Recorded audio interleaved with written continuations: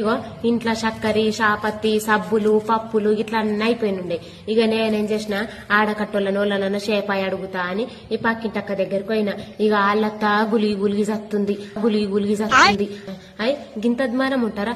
ఆడకట్ట అన్నప్పుడు షేపాయిలు తీసుకోరా? ఏం అడిగినంతగానం చెప్పురి. ఒక 2 షిట్ల తొగరపప్పు, ఒక 2 షిట్ల మినపప్పు, ఒక షిట్ ఆగడు పెసరపప్పు, మళ్ళా ఒక 4 పేయి సబ్బులు, ఒక 4 బట్టల సబ్బులు. ఏం మాట్లాడుతున్నావురా? నరాలు కట్ అయిపోయింది.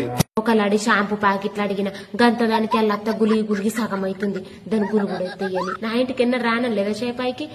నేను ఒక గిలాసెడు చక్కెర షేపాయి పెట్టిన, షాయి చెంచాడు చాపత్తి షేపాయి పెట్టిన, ఒక షాయి గిలాసెడు మంచి నూనె షేపాయి పోసిన.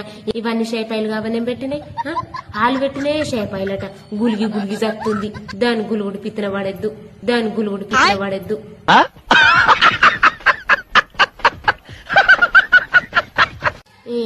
పెట్టకపోని అదే ఉన్నది ఆడకట్టుకు. ఇంకొకరి దగ్గరకు పోయి షేపాయి తెచ్చుకుంటా. నువ్వు కాకుంటే 10 మంది ఉన్నారు, వాళ్ళ దగ్గరకు పోయినా షేపాయి తెచ్చుకుంటా. ఇగో ఇంట్లో చక్కెర చాపత్తి సబ్బులు పప్పులు ఇట్లా అన్నీ అయిపోయినుండే. ఇక నేనేం చేసిన ఆడకట్టోళ్ళనోళ్ళనన్న షేపాయి అడుగుతా అని ఈ పక్కింటక్క దగ్గరికి పోయినా.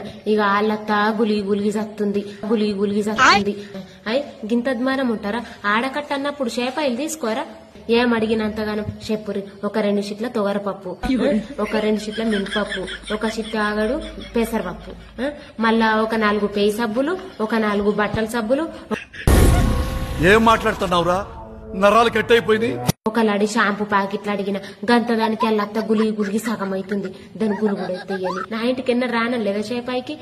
నేను ఒక గిలాసెడు చక్కెర షేపాయి పెట్టిన, షాయి చెంచాడు చాపత్తి షేపాయి పెట్టిన, ఒక షాయి గిలాసెడు మంచి నూనె షేపాయి పోసిన. ఇవన్నీ షేపాయిలు కావని పెట్టినాయి. ఆలు పెట్టినాయి షేపాయిలట. గులిగి జత్తుంది. దాని గులుగుడు పిత్తన పడెద్దు.